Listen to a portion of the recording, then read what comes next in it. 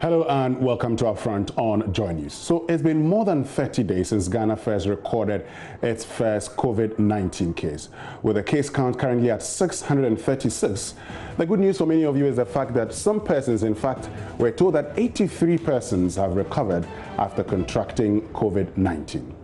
Today, our focus is on these patients who have recovered and how they are dealing with a very important issue. I'm sure this morning you watched one of those patients who will be joining us today on UPfront. Fred Dra narrates his ordeal as to how his wife goes to town, comes back, and is very saddened because many Ghanaians see her and they stigmatize against her. In fact, in the words of Information Minister Kojo Nkrumah, stigma has become one of the big issues we need to combat. He says we need to avoid stigma because COVID-19 is not a death sentence. Today, our focus is on dealing with stigma, even as we speak with Fred Dra. We'll be finding out from him how he's been coping ever since he was declared recovered from COVID-19. We'll also be joined by the CEO of the Mental Health Authority, Dr. Kwesiose, who will be helping us understand why we don't have to stigmatize against these persons and some coping mechanisms for those who have recovered from COVID-19. My name is Winston Amwa, and this is UPfront. When we return after the break, we'll be joined by Fred Dra. Stay with us.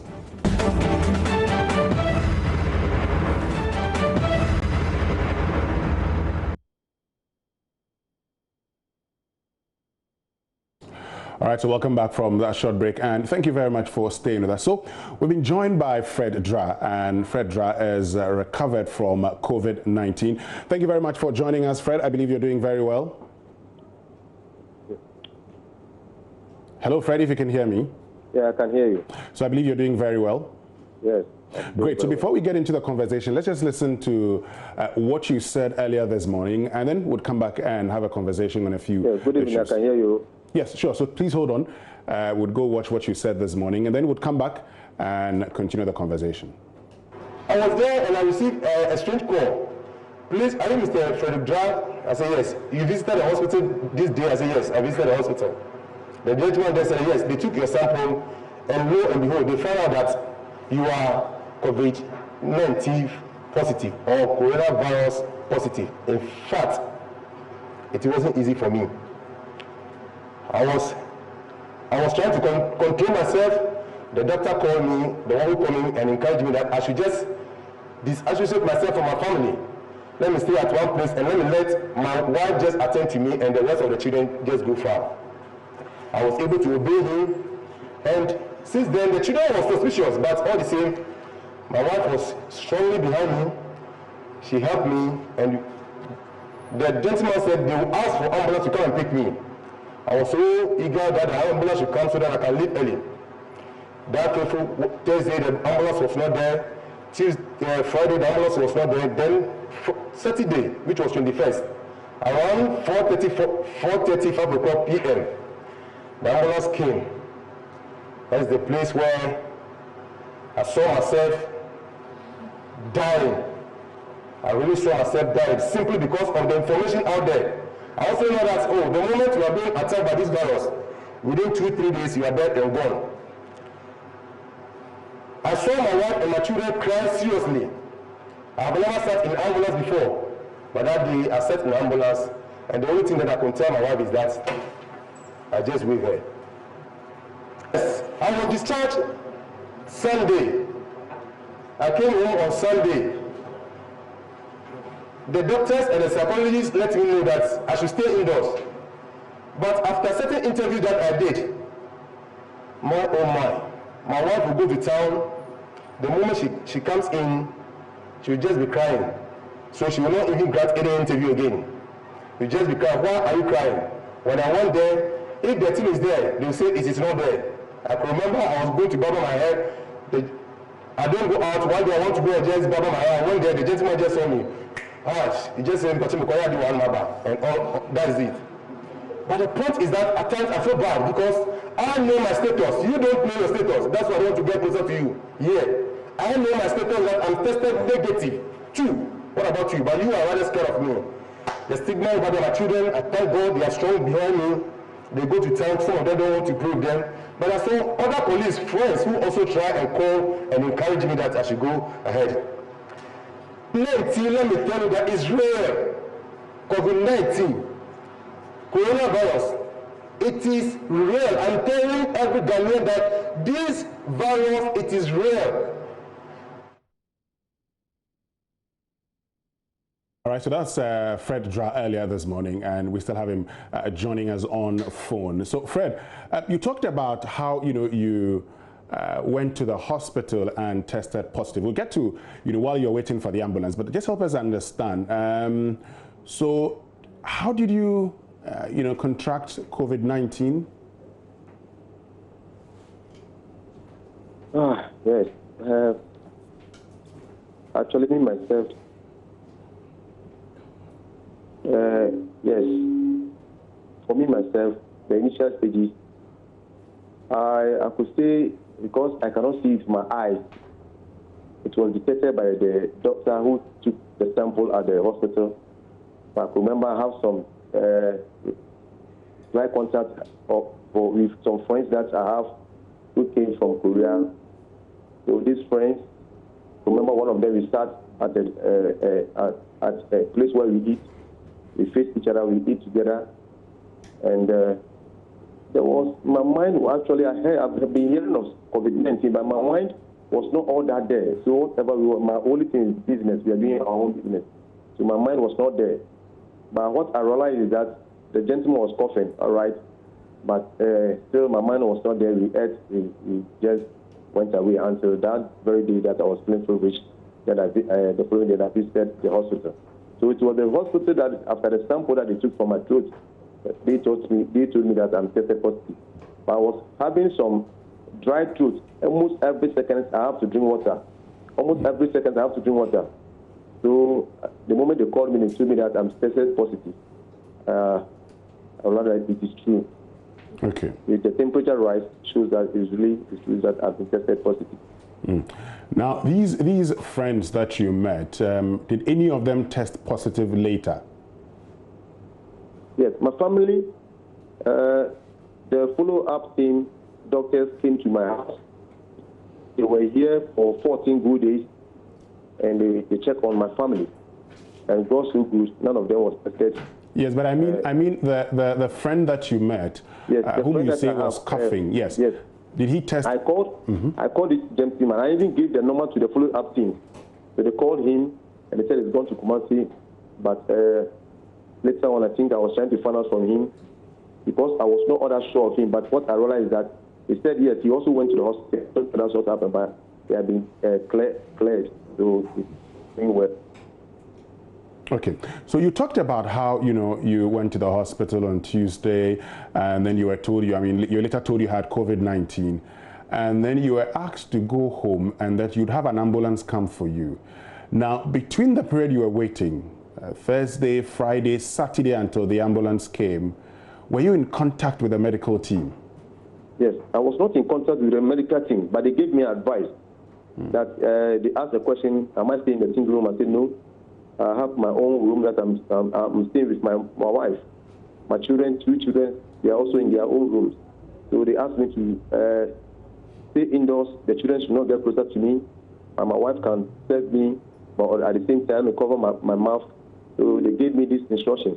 So I was able to follow the instructions. At times, the children tried to come, and I'll find opposite means to send them away. So since then, the moment the doctor told me, I was able to let them know. They were suspicious what is going on, but I tried to push them aside until that 30 days that the ambulance came. Were you put on any immune boosters? Were you asked to take any immune boosters while you waited for the ambulance to come? But from the day that they called me, there was nothing like give me any drugs, but the drug that was given to me from the hospital, I was just relying on that, taking that medication, and the only thing that I can do at that point in time, because of the dry throat, I was taking water frequently. And talking about your wife, so let's look at this point. You were asked that your wife should serve you food. You said that you have your room with your wife and your children are in another room. So was your wife still in the same room with you after you had tested positive? Yes, she was in the same room with me, but we realized we have to separate the bed.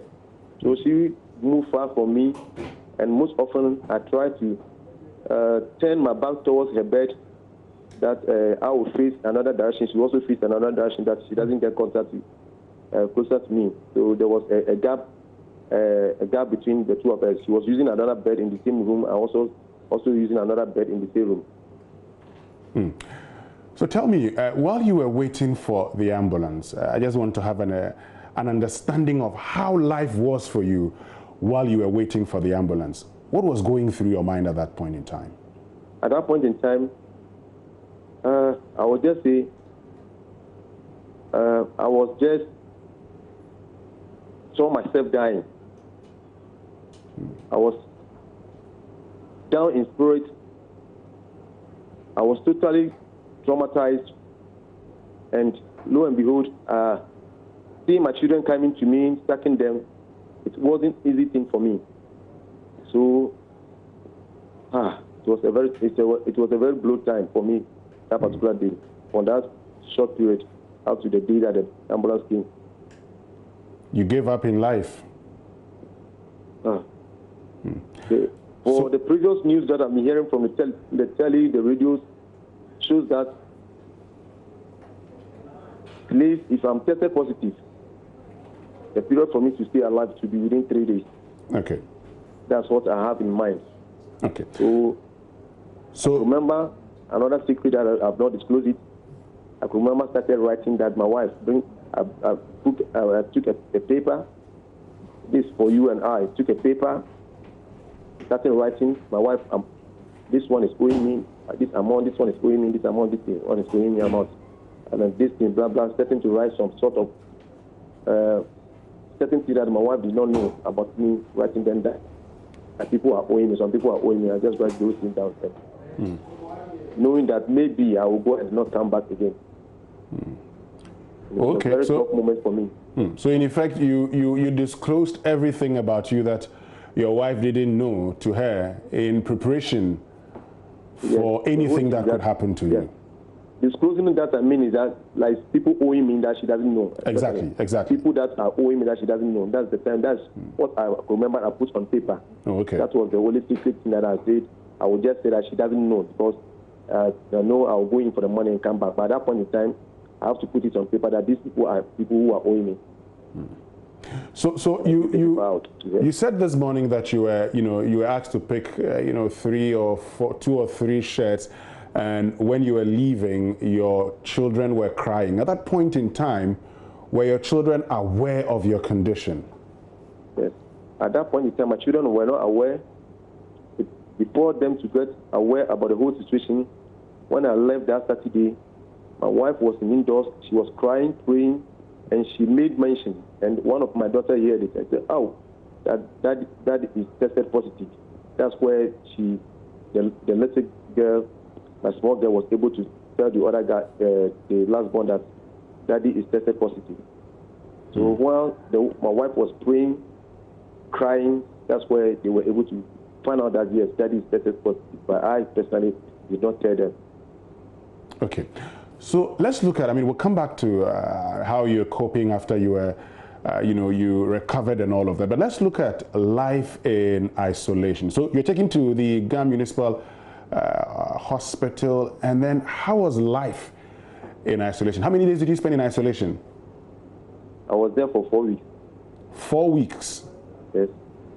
And how was life in isolation? The first day, when I entered into the ambulance, I did not know. I just said that I don't want tema. Already informed the doctor that I don't want tema. Why didn't you want tema? Why did you tell the doctors you didn't want tema? I don't know. I just said it. I don't know what was going on. I just said to the doctor, I don't want tema. And I don't know the reason why I just said that. So the ambulance came in. I entered into the ambulance, not knowing where they were sending me. So I was just in the ambulance before I realized where the place that I could identify at that point in time was. I was around Atomic Junction, that area going. So they sent me to a facility that, according to them, no patients have been there. I was the first patient that came there at that time. And yes, I know of that doctors who have to, for safety reasons, they have to be, there should be the distance between us. But that very day, the two doctors that were there, I saw them cared, so they were far from me, far from me. Then the only thing that I saw was two nurses coming closer to me, dressed in PPE. They came to me and they just gave me a paper. These are the two lines that when you need anything, you should call. Okay. They just asked me to enter into a room. I entered there, and lo and behold, the only thing that I heard is that the door was locked at the back of it, showing that I was alone at that point in time. I was in the room, first patient, so we were using phone calls. They don't get closer to me. The only thing they will do is that they will come and put, Fred, your food is ready, your food is there. Then they open the door, they put the food down on a wheel. Yes, the next is what the tray that they've been pushing. Call, Fred, your food is ready. Then I'll just go in for it. Then the door is banged. I don't see them.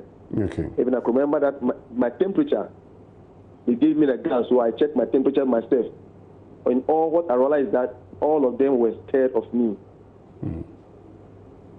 They were all scared of me. Now, was that the same throughout the period of isolation, or it got to a point in time where you realized that, okay, so they're no longer scared of you and could, you know, get a bit closer to you in their PPEs? If I can get your question clear, what are they? I am asking whether at a point in time, you said that, you know, so around this time you felt they were all scared of you. And I am asking you whether it got to any point in time when you felt they were no longer scared of you. Yes.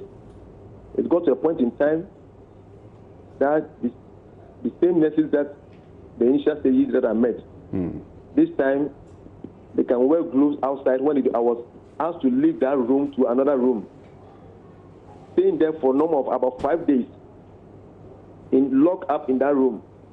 This time, I came out, I was sent to a different room, and I was able to come out. This time I can see the nurses. Okay. I can see them giving me, maybe some of them give me the food with in hand gloves that I can take the food from them. Okay. Initially, it wasn't like that. Initially, we were just talking on phone. They call you on phone, Fred, the food is ready. Fred, what type of food do you want to eat? They were good, but they were good to me, all right? But it's difficult for me to see them. I can't see, I always hear phone calls because at that point in time we were using phone calls. I can remember I ran out of credit. Within the twinkle of seconds, they bought me credit, loaded for me, and chatting continue. So by this time, you see them, you talk to them, you see the person that you're talking to. By initial stages, you can't see them.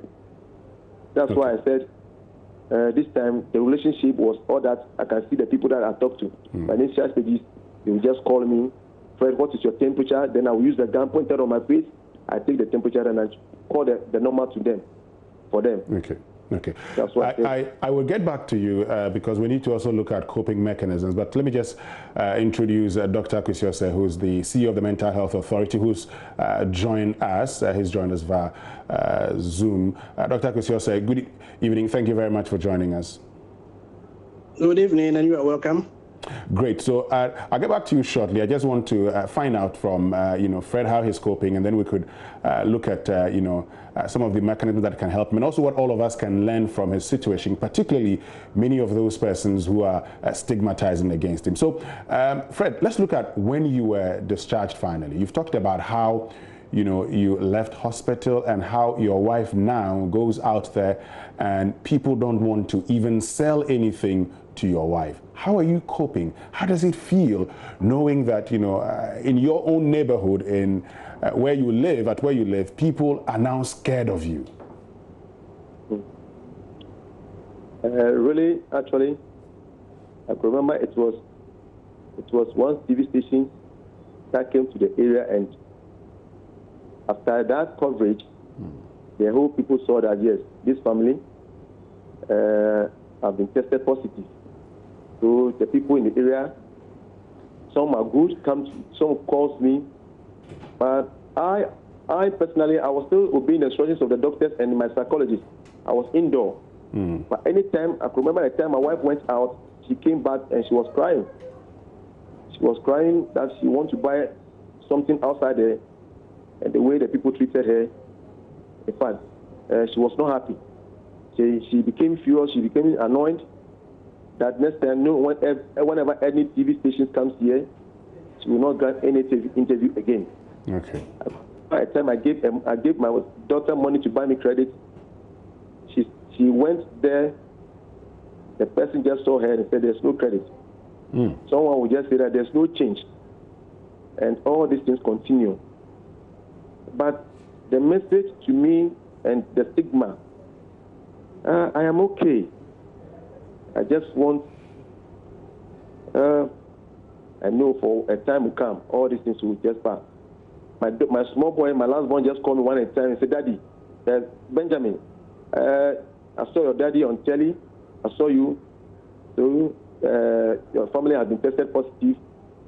And the boy looked down, but in all, I encouraged him and told him that, look, we need to let the whole country know that COVID-19 or coronavirus is real.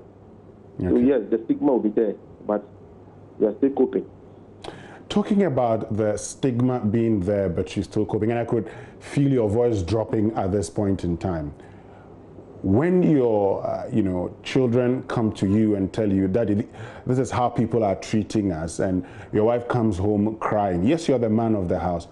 When it gets to that situation, how does it feel? What runs through your mind when you hear these stories of people treating your family members in this particular way, stigmatizing against them? What goes through your mind? It's just, unfortunately, it's painful. Painful. So I could remember someone sending me a WhatsApp message that I have been paid. I've read I have been paid to go out there and tell people that the COVID-19 is true. What I went through. So my wife actually, that morning there was some sort of argument between myself and her. But all the same, later on she got to understand me that I am here to help my people in this country to understand that COVID-19 or coronavirus is real. So when I was explaining things to her, she couldn't get the clear understanding of what I tried to mean. Okay. As time goes on, I think one of the interviews, one of the stations came here, TV station came here through the interview, that she was able to say that yes, she has now get me clear that I am not thinking of my family, but I'm thinking of my country. That the people out there should understand that COVID-19 is really, really there. Okay. Finally, before I get to Dr. Kwesi, talking about thinking about your country, I know there are 83 of you who have recovered. Is that the reason why you decided to come out boldly today to speak to all of us? Frankly speaking to the media, speaking to all kinds, some people are happy, some people send me messages to discourage me and all. But I have been saying that if Ghanaians don't see the sickness to be real, they don't see the virus to be real because of certain attitude that I see on some of the pictures. So I have to come out. I have to come out no matter the stigma, no matter whatever people are going to say. Tell me, I am here to tell my country that COVID-19 is real. Okay. You can say whatever you say.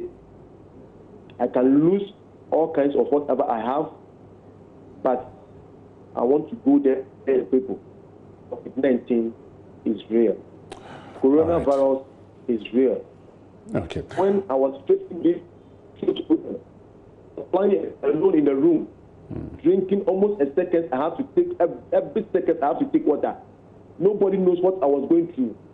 But this time, I want to tell the people that it's real, it's true. Okay. All right. Fred Dra, thank you very much for joining us. We wish you all the best. We're grateful that you made time to join us. Fred Dra is recovered from COVID-19. That's the good news. But we have Dr. Kwesi, who's the CEO of the Mental Health Authority, joining us, because Fred has been talking about a very important thing, the fact that his family goes out there and people are stigmatizing against them.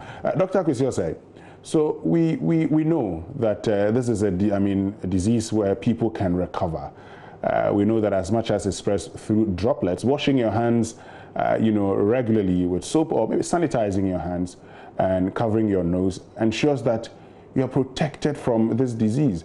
Why would people want to stigmatize against somebody, particularly when the person has recovered? What could be the reason why people would do these things? Yeah, thank you very much, and good evening to your cherished viewers. And let me also highly commend Fred for having been able to come out. And I like the spirit of what he said, that love for my country, patriotism. Not many people would be able to come out this way, but he has come out. We highly commend him. Now, why would people want to stigmatize others? Stigma largely comes out of fear. You are afraid of what is it that you are stigmatizing. You are afraid that when you get near it, probably you might contract it in this case, you might get it, so you don't want to come near the person. And of course, what we are all saying about coronavirus, that is highly infectious. So people tend to be afraid, so the fear. And the fear also comes out of, well, for lack of a better word, ignorance. So if you don't have adequate information, you are not exactly informed about the condition, then that heightens your fear. And that fear, as a result of the ignorance, then pushes you to behave that way towards a person because you want to run away from that. So it's largely out of fear of what exactly the coronavirus is and how I can contract or not contract, and if I contract, what can happen to me, is a fear that is giving rise to that. And then people tend to say that, okay, I don't want to come here. So largely fear that is arising from that. Now, you talked about some of the things that we're also saying. I mean, how we've said coronavirus is deadly. Just yesterday, for instance, we're told of how some 40 persons have died in the Upper West region out of 258 as of yesterday who had contracted CSM. Clearly, this is a disease that is killing more people than coronavirus. Could it also be the case that a lot of the education about coronavirus, the fear is coming from even all of us who are trying to get people to adhere to safety protocols? We are instilling fear, and that fear is resulted in the stigma. Yes, in some sense. It is said that half knowledge is worse than no knowledge at all. So you have information about it. Yes, this condition is deadly. If you contract it, yes, you can die. There's a certain percentage. But people don't know to what extent the mortality is compared with the infectivity rate. So yes, people are getting a little information. We need to get the information all out so that they can dispel all the myths around it. So right now, in fact, you the media, you've coined the term infodemics. So right now, in addition to the pandemic of the virus, we have lots of information, probably 2/3 of which are exactly not true. So the infodemics is creating the pandemic. So as you say, meningitis is killing people, but to what extent is it in the media? How many people know about it? So all that situation, a lot of information going, some of which is not accurate, that is creating this fear and panic about the whole thing.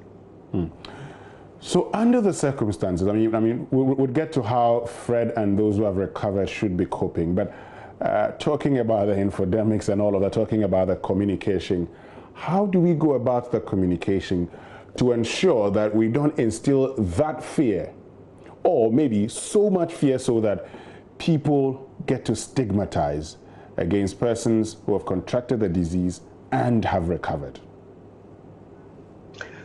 The information we give should be accurate. That is one. So that we don't exaggerate, we don't give it out of proportion. It should be accurate. Not only should it be accurate, but at the end of it, we should give hope so that anybody getting it knows that, after all, it's not a death sentence.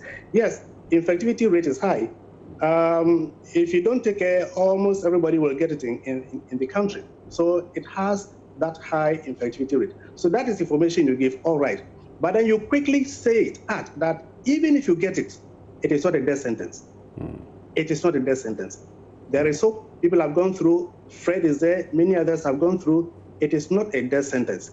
So if you give hope at the end of it, in addition to the accurate information you've given, you'll be going a long way.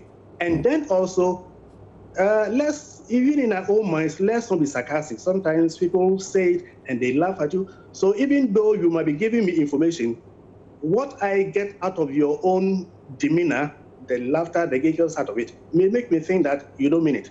So my point is that let's be empathic as we give the information. Let's be accurate with the information. And at the end of the day, let's give hope that it is not a hopeless situation.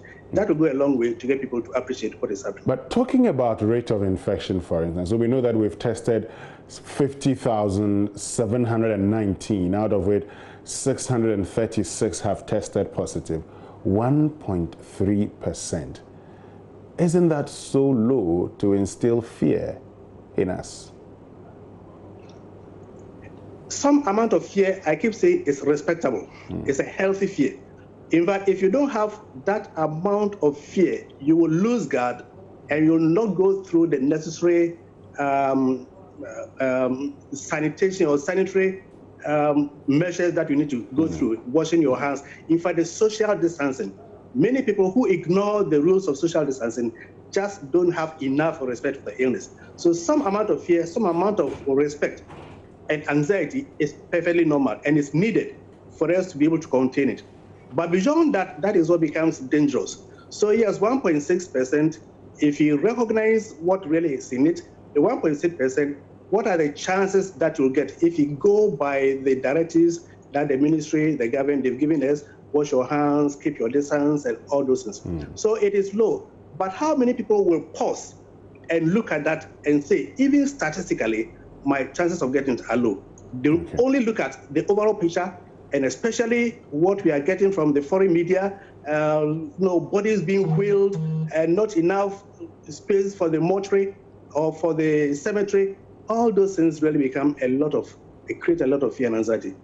And that's why I say, if you give the accurate information, let people know exactly, plus we end it with hope, the anxiety will go down a lot. And it's important that we don't let the anxiety overcome us. Otherwise, the virus will be there. It will not get to us, and our own anxiety, fear, and panic might kill us. So let's look at coping mechanisms, and let's start off with those who have contracted the disease, and starting also with those who have recovered. So the case of Fred, for instance, we'll start off with his family members, because he tells us how his family members tested negative. That notwithstanding, they also get to face the stigma. How do they cope? What must they do to ensure that they're able to cope? Yes, talking about the coping mechanism, it's important for us to understand the dimensions of stigma. There are three components of stigma. The stigma that we are all talking about, I have the illness, so people are pointing fingers at me. So that is a public stigma or the social stigma. So the public is stigmatizing me because I have this condition. That is there. And there is also the aspect that I myself stigmatize me against me. Sure. So I have this condition, I'm going to the public and I fear that people will reject me, so I won't go, so I'm hiding. I have myself accepted I have a problem, and I'm stigmatizing myself. So that is self-stigma. And the third component is what we call association stigma or courtesy stigma. So I have the condition, you are my brother, and people stigmatize you because you are related to somebody who has the condition. So association stigma or courtesy stigma. Now, Fred's case, he has demonstrated all three. Yes. All three are there. Now, if we understand what is really happening, and we understand that people are stigmatizing me or against me out of fear, out of ignorance, I will appreciate that they themselves actually have a problem. And my understanding that they have a problem will fortify me and let me stand strong. Indeed, the issue of the self-stigma. So, by the way, the education we are doing is very important, and we need to go all out and get the public to understand so that the public stigma will go down. If they understand, they have the information to go down. But even more importantly is the self-stigma. For me to realize that, yes, to what extent can we educate the whole public for them to understand and therefore not stigmatize me. And therefore, I should strengthen myself and not be affected by their finger pointing at me, so that I can withstand and avoid the self-stigma. That is very crucial. That's very crucial. There was a time somebody, for instance, not exactly the corona, but had another problem, and that he thought that people were on radio talking against him, stigmatizing him, so we should go to the radio and talk to people so they should stop it. So I said, fine, you'll do that, but at the end of the day, it's not everybody who would hear the education on the radio, the warning, if you like, on the radio. So it comes to you strengthening yourself. So if you appreciate it, they can say anything you don't mind. That is very important. Okay. So that I would encourage Fred and all others in his shoes not to get too worried. Indeed, look at it, that where I went to, let's say, Death Junction and came back. But for God, I might not have come back. Therefore, for me to have come back, where I am is obviously far better than where I could have gone. That should be enough encouragement for you. So if you understand it this way, then you ignore, and that's the word, you ignore all the stigmatizing that others will be doing against you. Your family members, that the association stigma, they are stigmatizing them because of their association with you. So in effect, you will encourage. Yes, go ahead. You will encourage them. You will encourage them, let them understand, just as you understand, and together you stand firm and ignore the stigma. So in effect, the statement by Fred, for instance, that, well, I know I am negative. You don't know your status. And so you shouldn't be scared of me, is that source of encouragement that you need under these circumstances. Precisely. I know my state, you don't know your state. So if anything at all, I should pity you and not you to stigmatize me. Great. That is a very, very potent tool that he should use. Great. But how about the children, for instance? You know, Dr. Akwesio said these are very young ones, and they get to go and buy things, and they're told, well, there's nothing. I mean, we don't have what you're looking for. The association stigma, that in itself is very problematic. How do they deal with it, particularly when they're young and, you know, cannot appreciate so much the encouragement that Fred might have? Yes, I suppose all along. In fact, when Fred was talking, he was praising the psychologist, the doctor's psychologist. So that's good. So obviously he had therapists, psychologists talking to him. That should continue. You and I, if you went into that situation, it might not take overnight for us to be able to be fair. Sure. So that should continue. And as the psychologists take him, give him the therapy, they must extend to the whole family and the children in particular. One might think that children are not capable of understanding. Yes, they may not understand fully, but the fact that I go out, my friends are running away from me, I'm buying this, they say they won't give me, that aspect, the child has that understanding. So we can educate them on that, give them a reason why they have been doing this and why he should have pity on them for doing that. If they understand that, oh, your dad went into this situation, and they know, now they all know, your dad had this situation, so they thought he was going to die, they thought he was going to transmit to them, but that is all false. So when they come near you or they run away from you, understand that is what is happening. That education is important. And of course, as they grow, based on their growth and their understanding, you give them more information that is needed. So my point is that the psychologists should work on them very seriously, and they should not leave them just because they have recovered physically.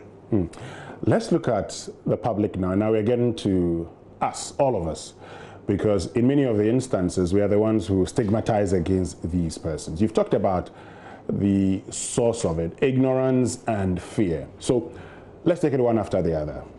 How do we deal with that fear of contracting COVID-19 in this circumstance so we don't get to stigmatize against persons who have it or persons who have recovered from it?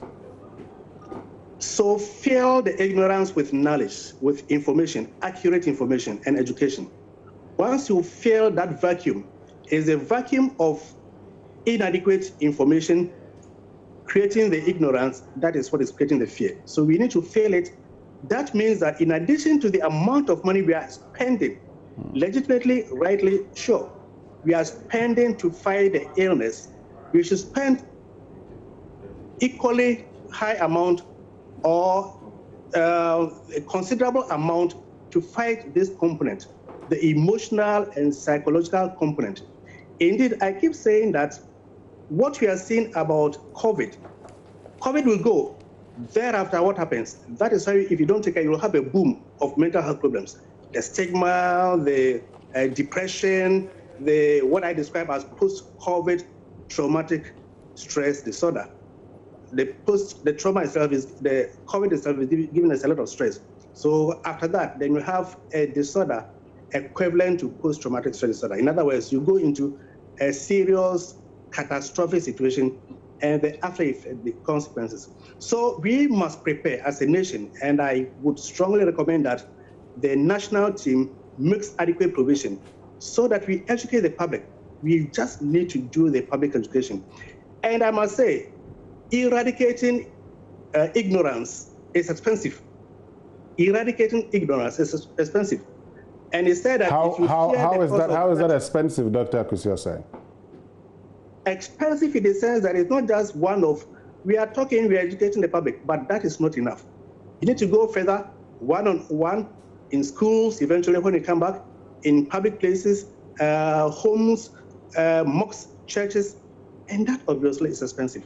You need to train people who will be able to use the behavior change communication mechanisms to get people's ignorance dispelled, and then fill them with even the behavior change. And all that is expensive. You need to create flyers. You need to create literature. You need to mobilize the media. You need to get to the people. That is expensive. So my point is that we should not be scared about the expenditure on that. Because if you get scared, then the virus will be gone by the after effect of the virus. That is very important. Yes, but talking about, talking about dealing with ignorance, which you say is very expensive. Let's look at one point. Now, we have a situation now where, like you admit, schools are closed down, social gatherings, public gatherings are not allowed. And so we have a situation where currently we have to resort to education through the usage of media. There are some also who, because of the challenges, they go through listening to some of these cases, have decided not to listen to anything at all. So under the circumstance, how do we get to these people, many of whom or some of whom could be engaged in stigmatization?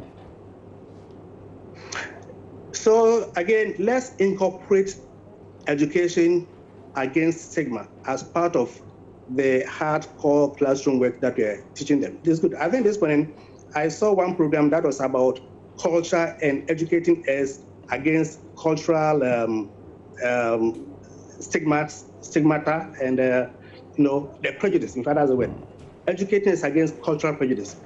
Similar thing, educating us against stigma, and it should be part of the lessons. So as our educationists are devising programs to fill in the gap as the students are at home, and they might not be learning. Some, as soon as they go back, they are going to prepare for examinations. So we are educating them. That is very important. But in the same way, let's infuse education against stigma as part of it.